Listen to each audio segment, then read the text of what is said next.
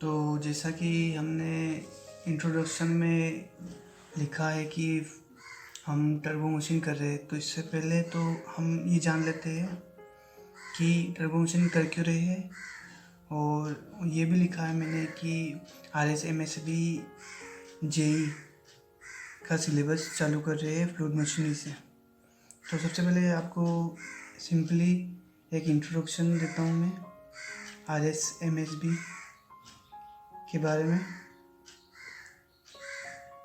Introduction, ये हमारा शुरुआती इंट्रोडक्शन सेक्शन है, जिसमें मैं आपको प्रॉपरली इसके सिलेबस में क्या क्या है और क्या चीज़ आ रही है, ये चीज़ के बारे में आपको प्रॉपर जानकारी देता हूँ। तो सबसे पहले तो मैं आपको ये बता देता हूँ, RSMSB जो राजस्थान की एक वैकेंसी है जेई की, जिसमें मैकेनिकल के लिए ही ये स्पेशल है। तो मैं आपको इसके बारे में बता रहा हूँ। तो सबसे पहले मैं आपको इसके सिलेबस के बारे में बता देता हूँ कि सिलेबस इसका क्या क्या है। इसके सिलेबस में दो चीज़ें हैं। एक तो नॉन टेक्निकल पार्ट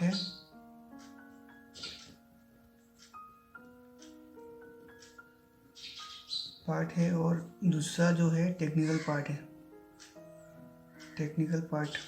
है। ये जो क्लास है ये स्पेशली मैकेनिकल के लिए है, और चाहे तो अदर वाले नहीं कर सकते, क्योंकि मैकेनिकल के लिए है। अगर नॉन टेक्निकल पार्ट पढ़ाता होगा तो ये भी करूँगा इसके इम्पोर्टेंट क्वेश्चन, बट फिलहाल तो ये टेक्निकल पार्ट है मैकेनिकल वालों के लिए स्पेशल। और मैं ये इसलिए बना रहा हूँ क्योंकि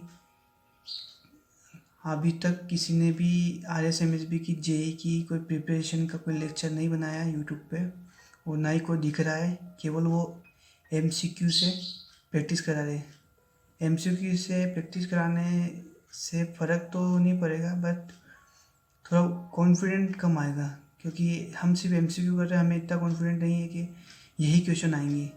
हमें अगर जब तक हमारा सिलेबस कंप्लीट नहीं होगा और उस सिलेबस के जरिए हम अगर MCQ करते हैं, तभी हमें फुल कॉन्फिडेंट आएगा कि 100% हाँ भाई, अब कोई भी क्वेश्चन आ जाए हम कर लेंगे, क्योंकि हमने MCQ भी कर लिए और पूरा जो सिलेबस था उसके टॉपिक भी कर लिए। तो यहाँ पर यही बात है कि पहले तो हम इसका सिलेबस कंप्लीट करेंगे, और सिलेबस में जो जो टॉपिक कर रहे हैं उसके MCQ भी अगले दिन चालू करेंगे। मतलब हर एक टॉपिक होने के बाद उसके MCQ चालू कर देंगे, ताकि आपको अच्छे से समझ में आए और आपको लगे कि हाँ भाई मेरे को ये समझ में आ रहा है और इससे रिलेटेड क्वेश्चन ऐसे आ रहे हैं। तो साथ में प्रैक्टिस सेट भी लगाएंगे MCQ की। तो ये तो बात होगी सिलेबस की कि नॉन टेक्निकल आ रहा है और एक टेक्निकल सिलेबस आ रहा है, ठीक है। अब नॉन टेक्निकल में क्या क्या रहा है। नॉन टेक्निकल में हमारे जो पार्ट है उसमें जो राजस्थान का जो सिलेबस है, राजस्थान के सिलेबस में जो भी आता है, जैसे राजस्थान की हिस्ट्री आ गई, राजस्थान का कल्चर आ गया, और राजस्थान का जो ज्योग्राफी है वो आ गया। केवल ये 3 चीज़ें हैं, हिस्ट्री, कल्चर, ज्योग्राफी। ये 3 चीज़ें हैं जो कि कुल जो नॉन टेक्निकल पार्ट है वो 40 नंबर का है, और टेक्निकल पार्ट जो है वो हमारे 80 नंबर का है। ये बात याद रखना कि 80 नंबर काफ़ी इंपॉर्टेंट है, बट नॉन टेक्निकल पे भी ध्यान देना पड़ेगा, क्योंकि कई लोग होते हैं जो टेक्निकल भी अच्छा कर लेते हैं पर नॉन टेक्निकल कम करने की वजह से उनके नंबर रह जाते हैं। तो हमें टेक्निकल पर भी ध्यान देना और नॉन टेक्निकल पर भी ध्यान देना है। टेक्निकल पर ख़ास तौर पे अच्छे से ध्यान देना, क्योंकि टेक्निकल अगर 80 में से 70 कवर कर लें, टेक्निकल का अगर 20 या 30 नंबर, 20 या 25 नंबर भी कर लेते हैं तो भी 95 हो जाता है। तो ऑलमोस्ट अगर थोड़ी और तैयारी करके अगर 75 या 35 या ऐसे ही 30 भी आवे तो हमारा सिलेक्शन पक्का हो जाएगा RSMSB जेई में, क्योंकि कंपटीशन टफ है। तो कट ऑफ भी काफ़ी हाई जाएगी, क्योंकि पढ़ने वाले भी बहुत हैं। और देखा जाए तो अगर आप RSMSB जेई में करूँगा, क्योंकि जो ज़्यादा टेक्निकल बंदे हैं वो सारे जो लोग हैं वो सब नॉन टेक्निकल में घुस गए।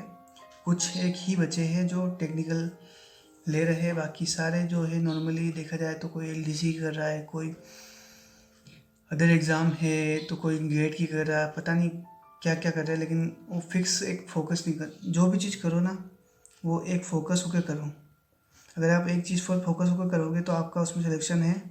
वरना अगर आप सोचोगे कि हाँ पटवारी आ रही है तो पटवारी की करूँगा और साथ में इसकी भी करूँगा, जेई की भी करूँगा, एसएससी आईएससी एसएससी की भी करूँगा, तो ऐसे करोगे ना तो एक में भी नंबर नहीं आएगा और आप ऐसे ही रह जाओगे। और जो भी करो तो सबसे पहले उसका सिलेबस की डिटेल याद होगी भी सिलेबस में क्या क्या है। जो सिलेबस में है वही पढ़ो, उसके अलावा कुछ मत पढ़ो, क्योंकि ज़्यादा पढ़ना तो देखा जाए तो अच्छी बात है, लेकिन ज़्यादा पढ़ोगे लेकिन पढ़ने का जो मैटर है वो अनंत है, इन्फिनिटी है। आप जितना पढ़ोगे उतना कम पड़ेगा। इसलिए पहले तो आप नंबर लाओ, फिर भले ही आराम से एक बार नंबर ला के पढ़ाई करो, कोई दिक्कत नहीं है, उसमें आपको कोई प्रॉब्लम नहीं होगी। क्योंकि सबसे पहला हमारा मकसद होगा कि हम कैसे भी करके नौकरी ले लें। नौकरी लेना हमारा हमारा पहला मकसद है। तो सबसे पहले हम इसी की चीज़ की रहेगी। तो सिलेबस में मैं अभी ये स्क्रीन पर आपको राजस्थान का सिलेबस आ जाएगा नज़र, जो इस प्रकार है कि आपके पास अभी 5 सेकंड के लिए ये सिलेबस की पिक शो हो रही है, आप देखिएगा। तो राजस्थान में जो भी सिलेबस है वो ज़्यादातर हिस्ट्री, ज्योग्राफी और कल्चर से रिलेटेड है, कल्चर है। और ये जो करना है हमें थोड़ा डीप में करना है। कोई भी बुक लेके ये जो भी नॉन टेक्निकल पार्ट होता है ये चीज़ें याद कम होती है, क्योंकि ये ज़्यादातर पार्ट जितना पढ़ोगे उतना समझ में आएगा। बट आपको मेरा सजेशन है कि पहले आप टेक्निकल पार्ट करना, फिर इसके बाद ये देखना, क्योंकि आप इसको पढ़ोगे तो ये इतना ज़्यादा है कि आप सोच में पड़ जाओगे कि भाई कितना पढ़ूँ मैं। नहीं, आप इसके चक्कर में आप नॉन टेक्निकल पार्ट ना ही कर पाओगे। तो सबसे पहले तो टेक्निकल पार्ट कंप्लीट करो, और साथ में हो अगर अच्छा होगा कि आप नॉन टेक्निकल की टॉपिक भी चालू कर दो, ताकि दोनों साथ साथ हो, आपको कोई दिक्कत ना हो और आपको ये भी नहीं डर ना लगे कि हमारा टेक्निकल पार्ट नहीं हो रहा वगैरह वगैरह। ठीक है, तो आपके पास ये इमेज आ गई होगी नॉन टेक्निकल की, जो राजस्थान का सिलेबस आ रखा है।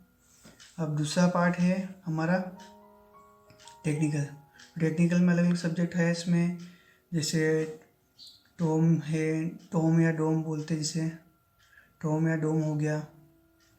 ऐसे ही सोम मैंने बता दिया आपको कि हर जगह कंप्लीट काम आते ही है, और मैं इसके लेक्चर करा रहा हूँ। आप चाहे तो ये बेल आइकन आई आइकन है, आई आइकन शो होगा, वहाँ से आप लेक्चर देख सकते हो, या प्लेलिस्ट लगा रखी मैंने, यहाँ से आप देख सकते हो। और सोम हो गया, जैसे डोम हो गया, फ़र्क कुछ नहीं है, कुछ एक टॉपिक ही अलग आते हैं। जैसे इसमें जाइरोस्कोप चेंज हो गया तो ये चीज़ हम अलग से पढ़ सकते हैं डोम में। तो ये चीज़ें मैं आपको समझा करा दूँगा जितना पॉसिबल होगा।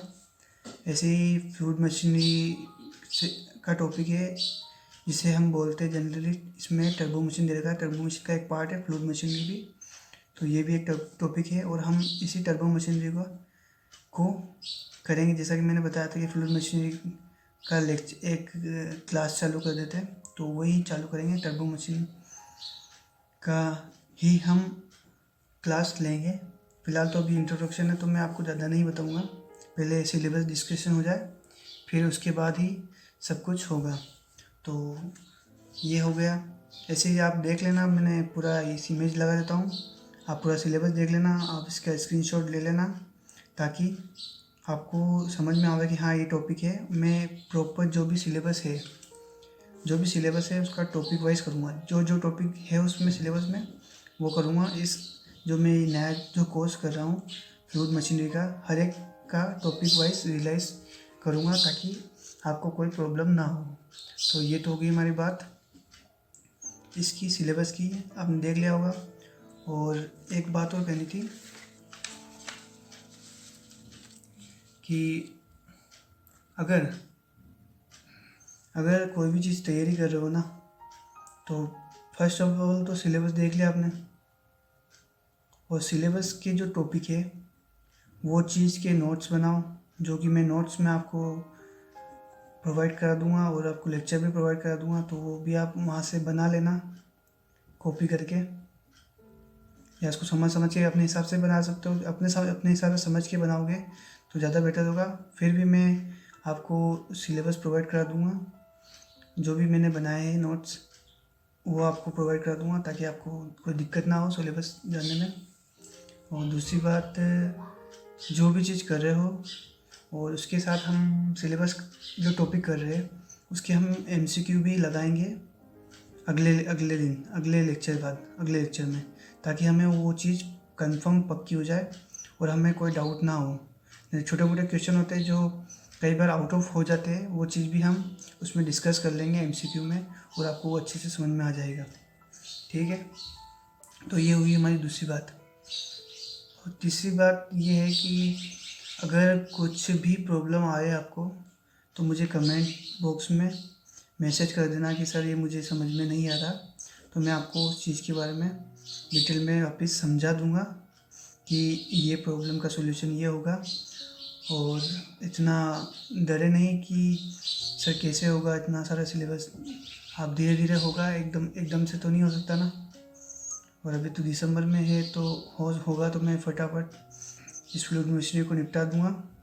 फिर उसके बाद हम नेक्स्ट जो भी टॉपिक है, जो भी हमारा सब्जेक्ट है उसको करेंगे। तो फ्लूइड मशीनरी और सोम चल ही रहा है, तो 2 तो हो ही जाएंगे। उसके बाद एक डिज़ाइन होगा, फिर ऑटोकैड होगा, 4-5 है, वो चीज़ भी हम कर लेंगे। तो ये रही बात हमारे इंट्रोडक्शन की। तो अब शुरुआत करते हैं हम। हमारा जो टॉपिक है, जिसकी हम लेक्चर लेंगे, वो है टर्बो मशीन, जो इसी का एक पार्ट है। किसका पार्ट है? ये फ्लूइड मशीनरी का एक पार्ट है, टर्बो मशीन। इसके जो भी सिलेबस का टॉपिक है, जो भी सिलेबस है, ये आप देख लीजिए। मैंने अभी ये आपको पिक्चर शो होगी सिलेबस की, क्या क्या टॉपिक है। हम हर एक का टॉपिक वाइज सॉल्व करेंगे। ठीक है, तो शुरुआत अभी 12 मिनट हो गए, तो शुरुआत ही हम थोड़ी सी देर बात करेंगे। अभी थोड़ा रुकना।